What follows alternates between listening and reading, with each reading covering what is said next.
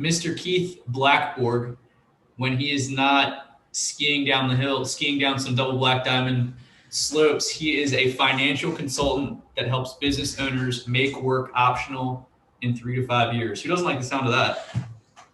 I like the sound of that. I do too, man. What's going on? Good to see you. Good to see you. Glad to be Likewise. here. Thanks for having me. Likewise, my pleasure, man. This is always a guest like you is always awesome to have on because you start with such a foundational aspect of having like visions and then going after those visions. For you, a lot of time, I'll let you expand on this, of course, but I guess CPA turned wealth strategist, some would say, and would love to hear everything that you have going on. You have some really big clients or clients that do a lot of volume, have a lot of wealth, for lack of a better term. So we'd love to hear in your own words kind of what you're up to and what you do. Sure. So after traveling the world for a few years, and exiting my business before, I thought, what do I want to do next? If I wanted to make the most amount of money possible reliably, I'd probably go do a bunch of commercial real estate deals like I was doing before. For me, I find a lot of enjoyment in helping other people reach business optional. Plus, when I was traveling, I found it was really lonely to be doing this on my own. And so through Financial Journey, I help business owners exit their business, make work optional, as you said. But part of it for me is I get the community of getting to go do cool things with people. So I do some events, or we're looking at renting a villa in Italy next summer. So I get to do the same stuff I'd want to do anyways, but I get to talk wealth and taxes based on my background, which is something I want to do anyway. So now it's a more of a hobby business for me. That's good for everyone. Yeah. And how old are you, man? Just for those that are watching, definitely look a younger guy, respectfully. I am 36. 36. So I retired 36. when I was 32, millionaire by age 30. Millionaire by age 30. Well, man, if you wouldn't mind, can we unpack that first before we start talking strategy and tax and wealth and everything like that? How did you become a millionaire by age 30? Sure. I'll give the semi-brief version. That I grew works. up in Northern California, was working out in San Francisco for a big company, Deloitte, working tons and tons of hours, decided that the brilliant thing to do would be to start my own CPA firm. So I'd be working all those hours for me. Along the way, I started investing in single family rental houses in 2010. My wife and I were in it together. She was really running more operationally the real estate business, flipping, wholesaling, owner finance, lots of rentals. And then 2013, 2014, we transitioned into commercial properties. We actively and passively invested in hotels and apartments. And so it just kind of grew up from there. Along the way, I had a CPA firm focused on high net worth real estate investors. And so I learned some tax strategies, and I got really efficient at helping guys shave down their tax bill significantly. So if somebody came to me with $1 million adjusted gross income, I could usually save them about $100,000 in taxes. So about 10% of their AGI. And so when you're doing that kind of work, your business grows really, really fast. So I had 100% increase in growth every year I was in business. But at the end of all that, it was a lot of work and I could never get away from my business. So even though I was making lots of money and I was traveling when I wasn't working, I could never get away. And it put a lot of stress on my marriage. And I didn't really feel like I was living the lifestyle I wanted. I had financial success, but I didn't really feel like I was enjoying my life, which felt really weird. And so after some hard conversations with my wife over about 2 years, I decided to sell the business, the CPA firm. And around 2016, there was a small spike in interest rates. I thought the market was going to crash. I was wrong. So we exited all our businesses. I transitioned my investments to holdings with a bunch of my former clients. As a CPA, I know who the best syndicators were in the market. And so I was able to invest with them. I started investing in startup businesses. I did some international investing, some interesting stories there that have just been fun. And then we just went and traveled. We went to every continent except Antarctica and lived that lifestyle for a while. At the end of all that, I had the best souvenir I could ever get, a kid. And so he's changed the nature of our lives. And so we ended up settling back in Dallas. After looking at any place in the world we could want to live, and Dallas was the place where we had grandparents and business opportunities. So we stuck around. And the best part about Dallas is the airport, because we can go just about anywhere. Love it, man. And you may have your child already on payroll, if I'm not mistaken, from the 80/20 Academy, which is a little preview of just some of the ninja skills that Keith does. And there's a ton of, man, 36 years old, but it's almost like you've lived 3 or 4 lives just kind of from the background of experiences, travel, selling, getting into businesses, getting out of businesses, properties, everything like that. So I want to try to extract as much value, for lack of a better term, or just experience and insight and showing people what's possible and how high level people operate, and kind of give them an idea of a roadmap of what they could look for. Where do you kind of want to start as far as that note? I think it really starts in your own journey in what you want, what your Mm-hmm. vision is. If your goal is to own a yacht and private jets and fly around the world, the goals you're going to set are going to be very different than if you're happy retiring off $10,000 a month in cash flow. Initially, I just wanted the $10,000 a month, and I wasn't real clear about what I was going to do with that. So we reached $10,000 a month, like within a few years, and I just wanted to keep going because I didn't really know what else to do or what I would do if I ever sold my business. So I just kept building. And I met a guy who was in his 60s who had been building his entire life because he didn't know better. And he talked about how he had his 5 kids and he had 8-figure net worth, didn't really know what else he would do. And so he spent his entire life building a business and he lost his family as a result of it. And that was eye-opening for me as to, well, I don't really need that much more wealth. I could, of course, have a private jet, but I have enough where I can go just about anywhere I want. I don't need nicer granite countertops. What I really want is my time freedom. I want the opportunity to make an impact in other people's lives. That's much more fulfilling for me than just the money. The money was just a fuel for what was next. And that's why getting clear about what your vision and then backing into the wealth you need to get there is much more important. Do you have any insight or advice on how someone can go about finding or, yeah, I guess finding or uncovering their dream vision or ideal vision?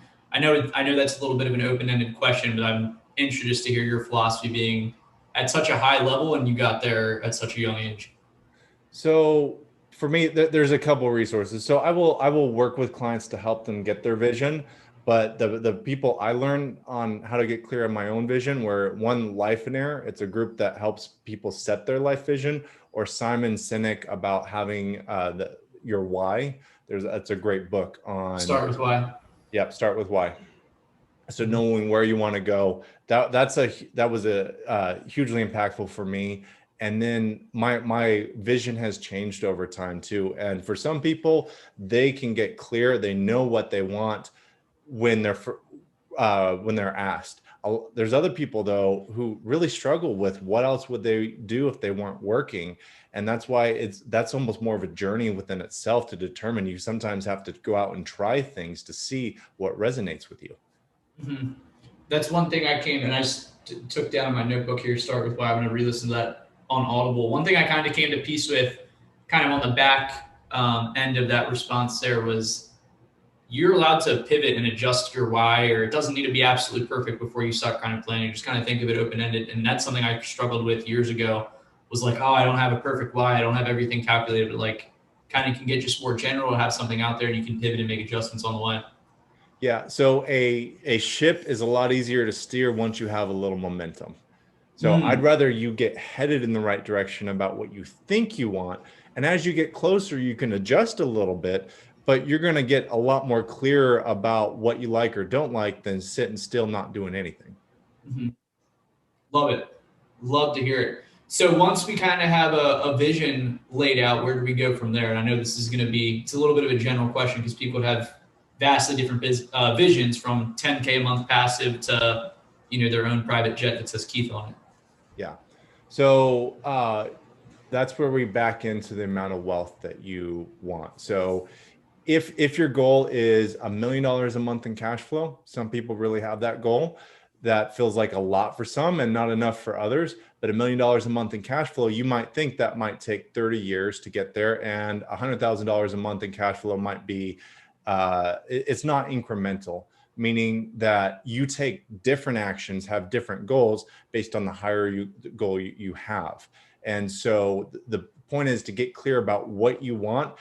overshoot just a little bit, so you make sure you have some extra, because probably as you get closer to your destination, you'll realize that there's something else you want, or there's things always come up and things are going to be more expensive. But once you know, let's say that's $10,000 a month in cash flow, then we're looking at the investments that are going to give you that, and you're going to take action based on those results. And so I talk about this concept of making wealth your business. So it's not just a single active business. So if you're trying to flip houses, that's a business, but that's not ultimately the business. It's just a way to generate more income and money. But if, however, you view that as a subsidiary within your total wealth business, then your active business, your passive investments in real estate, stocks, bonds, startup business, whatever that might be, all fit within that, including your personal finances, your giving, your lifestyle, all fit within that. And that doesn't mean wealth is the most important thing out there. It simply recognizes the orientation of your spending, your income, and what to focus on when. So initially, you probably want to focus on your active business to get a strong income coming in, so you're not just worrying about your own, you're no longer an employee someplace. So that gives you some freedom. Then you're shifting, you're systematically taking money out of your active business and converting it to assets. And then you're watching your spending. So I don't want you to script and save where you have a scarcity mentality because you never have enough money, where you're living on rice and beans. For some people, that's really satisfying. For a lot of others, it's like trying to diet your way to wealth. And I would rather you focus on growing more income and not having the wasteful spending, but not trying to reduce it down to some level where you're just not happy enjoying life because you don't have the finances to support what you want to do.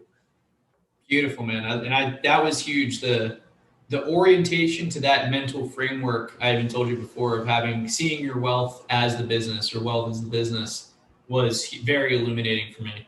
I really enjoyed that graphic. Maybe we'll get a peek of it, guys, for those of you guys that are watching on YouTube. After having the vision set up, we want to think about a couple good questions that you had to our mastermind group.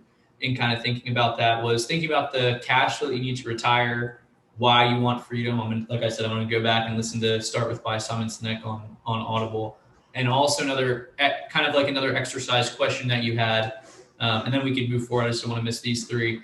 Where if you could live anywhere in the world without worrying about money, expenses, anything like that, where would it be? You alluded that it's Dallas for you because you have help with the grandparents and stuff, and that makes sense.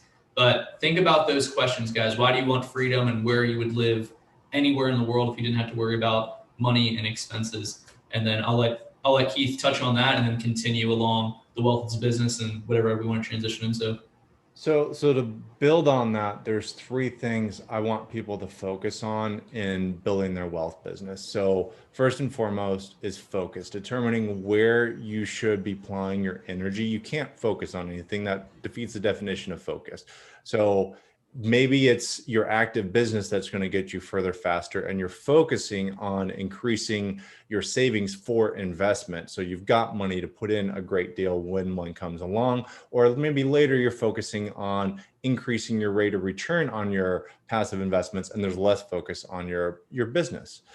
And then there's also habits. So subtle changes in your financial habits can really be huge in helping you go where you want to go. So if you have a certain vision up here, what are the habits in place that you need to be doing on a monthly basis that will get you where you want to go? Because if you're trying to do this on your own grit and you're going to white knuckle it, your failure rate goes up immensely. I want you to learn how to automate your journey, how to put things in place, so it just becomes natural. In the beginning, it's a little bit like trying to drive a car. You're nervous, you don't want to crash, you don't want something to happen. But once you get the right habits in place, you learn how to analyze investments, where to find them, where to get money that's not even your own, to help further leverage your business, not just financial leverage, but skills, network, knowledge. Systems, I know, is really popular with your group. And so how do you make that easy? And then lastly, the community of who's around you is going to open up opportunity. Anytime you get to a roadblock, they're the people that are going to help you overcome that roadblock. Instead of you figuring out, you just call somebody, they already know how to overcome that. So being a group, part of a group, that shares the same goal of being work optional, is going to be huge to help to giving you the support you need to get where you want to go. Love it. And we're also huge, in addition to systems, on habits and mindset and what I kind of talk about self-automation. So I'd love to hear any type of financial habits that your clients or just high, people that optimize their lives and live top level lives have. Here's a really simple one. Your savings rate is a leading indicator of success. Your net worth is a lagging indicator of success. So just as a general rule of thumb, I like people to save 20% of their income for investment. When you're first starting out, that might be less, but use every bonus, payroll increase. Instead of increasing your lifestyle, don't increase your lifestyle until you reach work optional, until you reach financial freedom. And as your savings rate goes, you have that snowball effect where every time a few years in, you got more investment income, you've got more coming in, and you just roll that into your next investments, which is why a lot of people start off, they buy one house, two house, three house, but by a few years in, they're buying 10 houses, 20 houses. It becomes so much easier because they've learned how to do it. They've got the systems in place and they've got the income coming in to support that. And they've also learned how to leverage those around them in a way that's not just a linear path to get to where they want to go. Love, man. Everything is good here, guys. You guys are gonna have to re-listen to this episode, and I'll put together a nice blog post outline for you guys. Where would you want to take it from here? I mean, we have good mindset stuff. We have good foundation as far as where we want to start and how we want to orient, kind of like the mental framework that we're coming through. Where would you want to go from here, man? There's a few key concepts. I think it's really helpful for folks to understand. And if you don't mind, I'll share my screen real quick. That would be great. So people kind of understand some of the concepts that I think will help them. So first and foremost, your wealth is the business. And this is a little bit of what we talked about before, where people get so busy making income, they miss the opportunity to become wealthy. Mm-hmm. And then also when to concentrate, when to diversify. So concentrate on a single business when you're really trying to grow wealth significantly. Concentration is going to help you get there faster because you can focus your time, your energy, your network, your skills on this one activity and really grow it big. Diversification's more of a wealth preservation strategy to help you preserve what you have. And at that point, this is what I really help people with, is how do you find and build that pipeline of high return on investment deals that are going to help them reach work optional quicker. So how do you manage a portfolio of alternative investments that's going to give you the cash flow you need to support the vision you want to have? And then I will talk just briefly double dip assets. I like to focus on assets that are going to provide both equity and cash flow. And there's one other slide I want to bring up to just kind of give a brief overview of what these are. Sure. And these are really helpful just to help understand the kind of assets that grow cash flow and equity. So you've got single family rental houses, which are going to grow cash flow from the rental income. There's equity growth. And so all of those are really helpful in getting where you want to go. I'm not bringing up the slide right away, so I'll just talk about it. You've got dividend paying stocks, which you can get equity from the stocks, and you've got a dividend. So you've got once you have cash flow from anything, you've got an independent metric, cash on cash return, that you can use to evaluate any investment. You can be buying businesses where you're maybe buying a baby boomer business at a discount because there's a lot of people looking to retire. They're not even aware that they can sell their business. So it would be likely very easy for you to take something over. So I could see somebody who gets into a particular niche that they like, that based on some background they have, where they start buying up a whole bunch of baby boomer businesses and they're systematizing things along the same principles that you guys have, where each additional business is just an add-on, another location or another service, another group of customers to what they're already doing. And then, of course, I love complementary tax strategy. As a CPA, taxes are fun. Maybe not everybody thinks that way, but I enjoy showing people how, by just knowing the tax law super well, there's so many loopholes out there. So I don't try and avoid the law. I just learn it better than just about anybody else out there. IRS agents don't have the time or energy to learn IRA, real estate tax law, like the CPAs that really focus in it. And that's why you do things better than anybody else out there. And there's a whole bunch of stuff you can do. And then one other quick tip I love are asset conversions. So buying something like a hotel and converting it to apartments, or buying a mobile home park and converting it to a high-end RV park that allows people to churn through, where you've got more cash flow because people are churning through more regularly. You can buy old office space or old retail space and convert it to self-storage. And so some of this is just based on your own, what fits you and your skills and what you want to do. And then lastly, systematize that deal flow that's going to help you bring the kind of deal flow that you want to do. And so I know Dan talks a lot about systematizing deals. And so that's something that I show people how to do through their network and tap into other people's networks. Love it. You're huge on or big advocate of single family rentals. If you want to kind of touch on that versus other asset classes, I know that you have positive views on as well. So I think owning a lot of single family rental houses is the quickest, let me say that differently, is the most reliable way to wealth. So if you think of all the other asset classes out there, traditional assets, stocks, bonds, how many millionaires do you know in their 20s or 30s reached wealth where they could retire from stocks and bonds? I can't think of anybody. Usually people are in their 60s, maybe they're really lucky, their 50s, but most people are in their 60s or 70s before they actually have that big portfolio they can actually retire off of it. I think the best way to create a ton of wealth is to start the next Amazon, Facebook, to have a business that does that. But it's also incredibly risky. There's not too many Googles or Amazons out there. And so that's going to make you the most amount of wealth, but it's also going to be the riskiest option. Now with real estate though, it's not going to be the quickest, but it's the best chance that you'll actually get there. With traditional investments like stocks and bonds, you get one badly timed market crash right before you need to retire and start living off that money. That's devastating for you.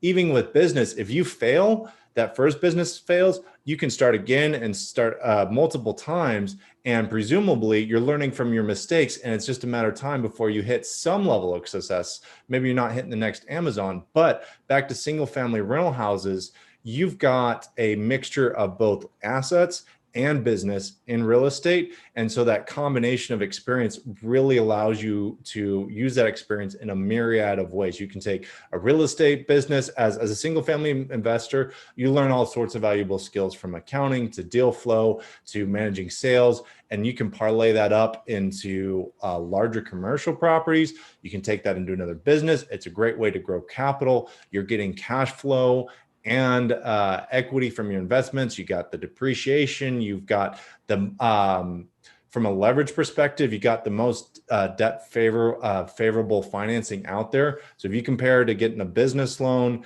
you're going to maybe pay 3 to 8% on a business loan, possibly more. On stocks, you might be able to get some margin interest, but it's going to be at a higher interest rate.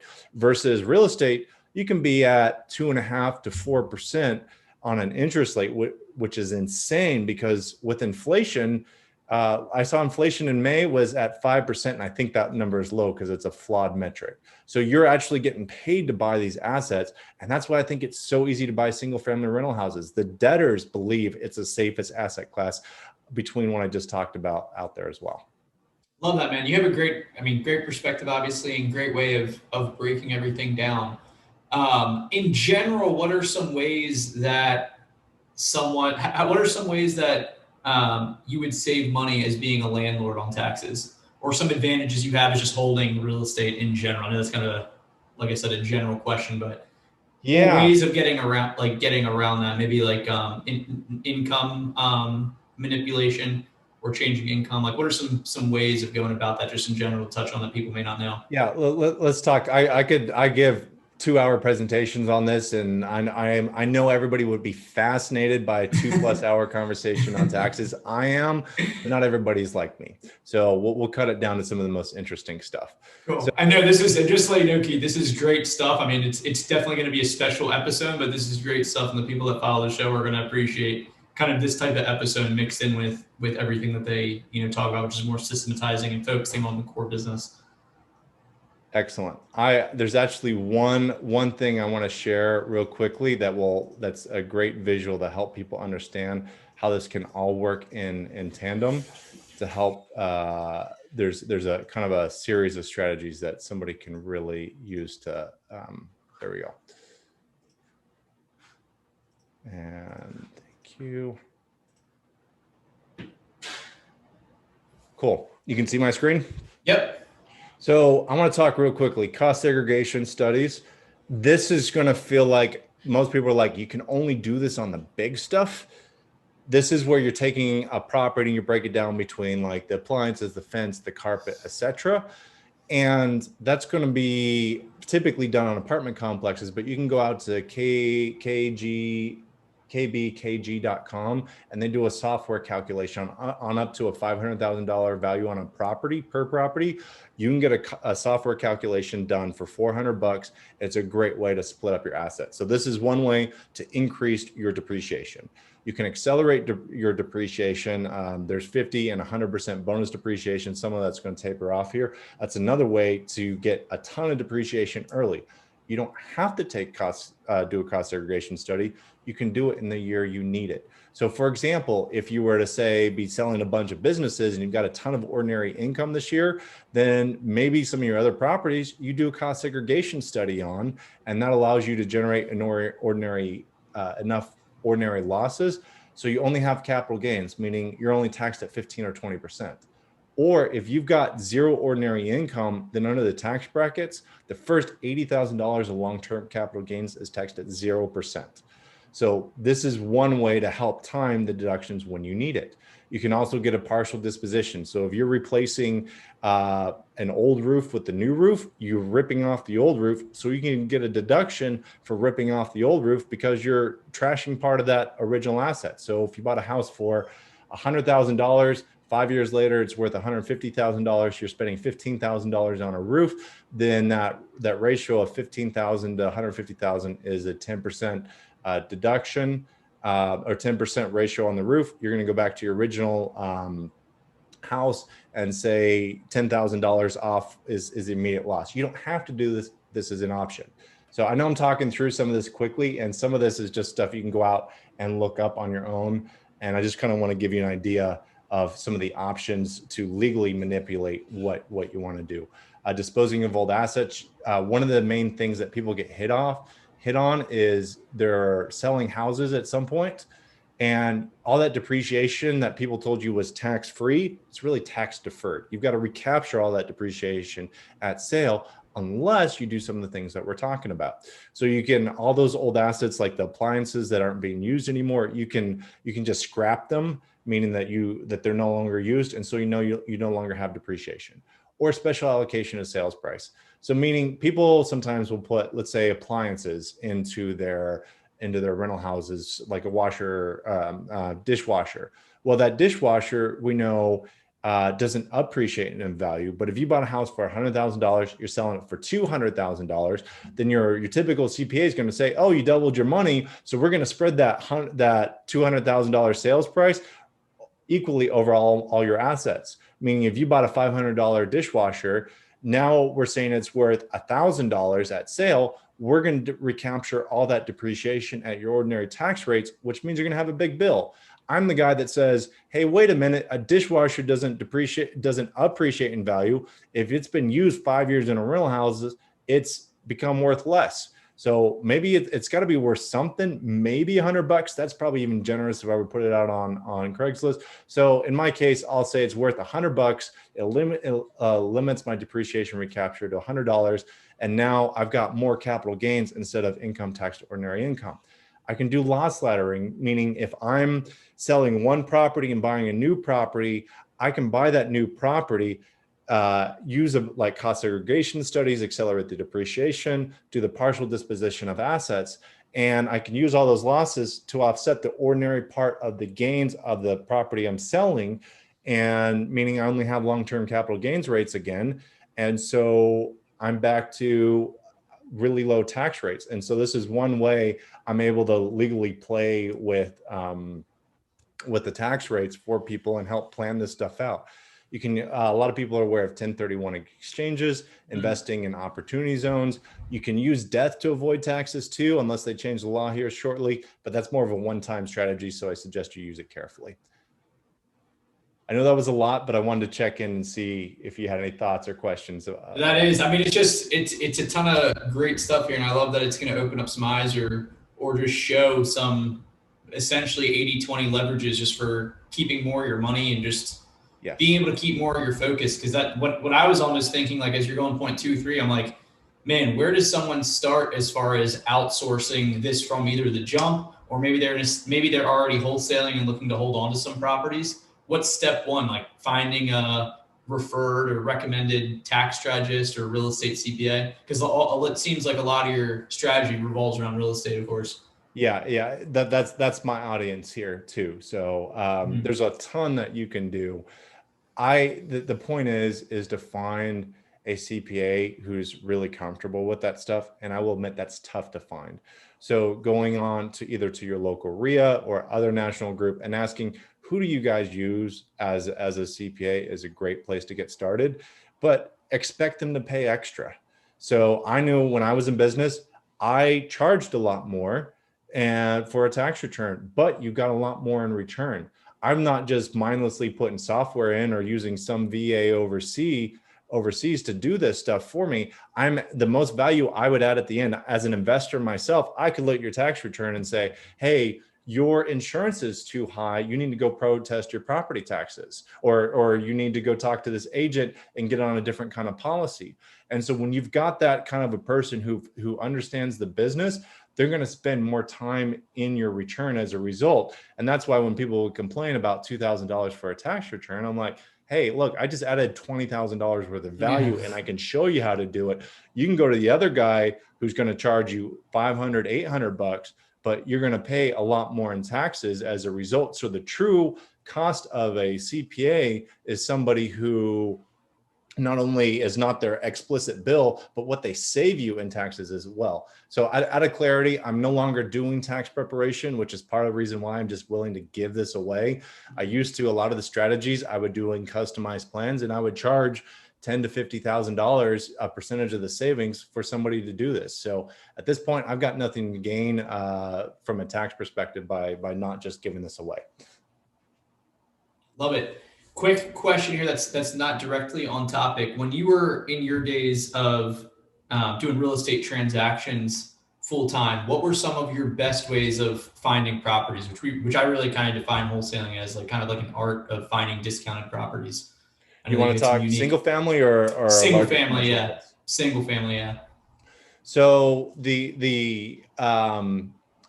frankly, the network was the simplest one. I know that's just people knowing what you do. That's an easy one, but it's kind of a one of the other things we did is we got the mailman on board, and several mailmen. He talked to his friends, and so he would go out and tell me all the vacant houses and who he thought wasn't there, and then we'd follow up with a letter as a result.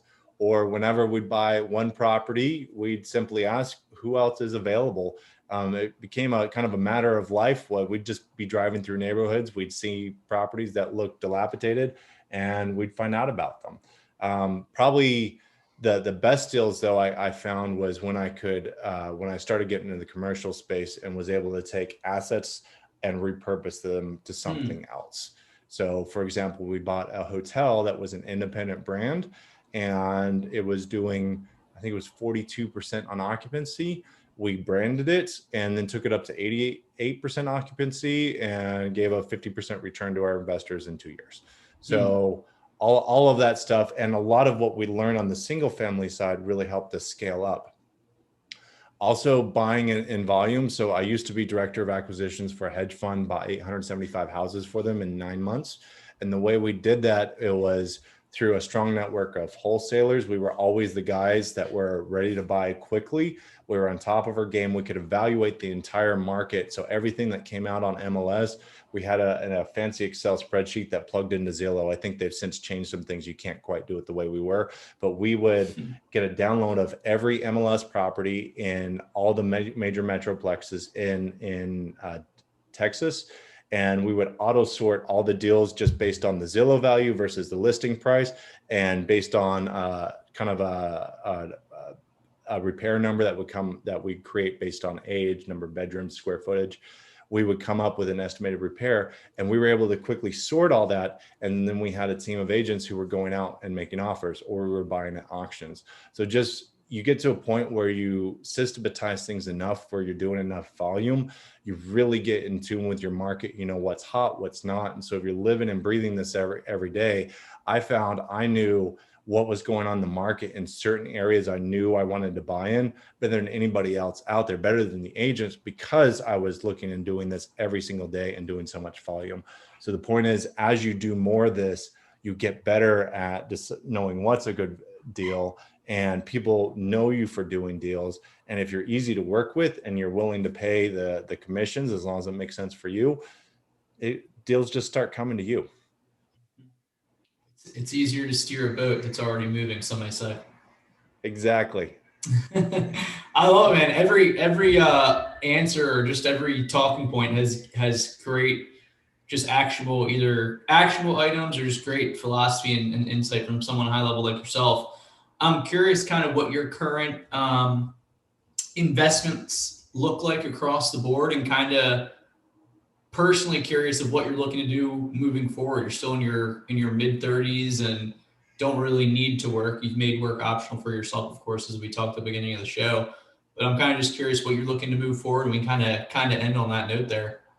So my thing is, I love to connect business owners with great deals. And so I've got to be living and breathing what I'm talking about. So that means I'm out there looking for great deals. So if anybody in your audience happens to have a great deal that they want to share, I look at, I've got everybody in my network, or everybody that's a client, is an accredited investor, meaning that they've got some significant net worth and income, and the people that can kind of take down those kinds of deals. I've got a background as a syndicator. I office with syndicators, and I often provide the tax strategy for that.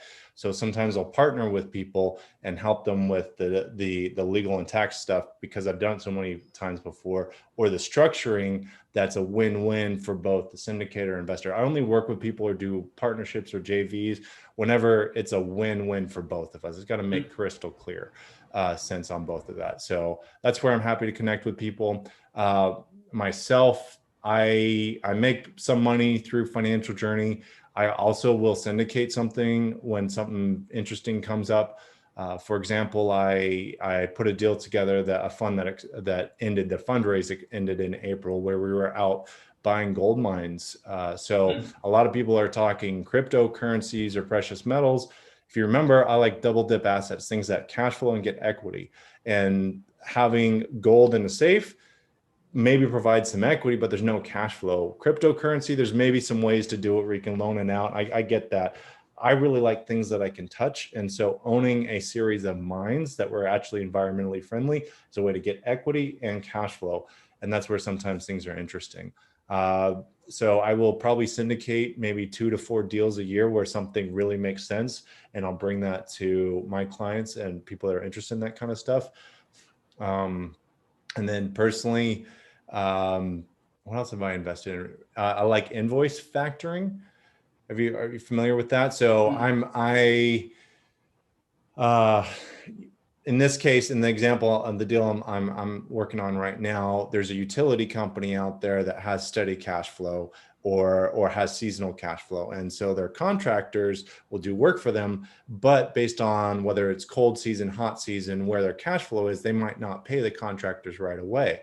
And so I step in and say, hey, contractor, you need $100,000 now, but the utility company is not going to pay it for 6 months. So I'm going to give you $90,000 today, and then I'll collect the $100,000 6 months from now at that higher rate. And so $10,000 in 6 months is actually a 20% rate of return. And so it's a great place to park cash. So what I'm working on now is a way for investors to just park cash when they don't know what else they can get with it, whether they're earning, depending on which option they take, whether it's like a moderate rate of return, 7 to 10%, or they get to stick around and get interest in the higher rate. So trying to find ways for people to cash flow and park cash, or just get that cash flow kind of deal is super important. This month, we're talking all about cash flow in the investment in my group right now. And that's all about getting the right investments that provide cash flow, streamlining your business in such a way to provide a higher cash flow, looking at your financials, what you can adjust from there. So yeah, that's where I'm at. I'm happy to share a little bit more about my portfolio history, but I know we've got limited time. So. Yes, yeah, I want to be respectful of time. I think we may have a stop here coming up, but man, some super interesting stuff, and I'm pleased for our audience just to have this episode in the loop here to kind of attune them to something different from your financial tact, wealth building background. Is super, super cool. What's the best place to connect with you, especially if somebody has a deal they may be able to partner up with you on? Financialjourney.life is my website. Awesome. So you can contact me through there. I'd be happy to reach out to you. Awesome, man. Well, Keith, you are a very inspiring dude. I'm glad that we've got to connect, and hope we can stay in touch. Maybe hit the slopes sometimes, get on the skis and race Josh Miller down to the bottom. Sounds great. Awesome, man. Thank you guys for checking this out, and definitely reach out to Keith. His information's in the show notes.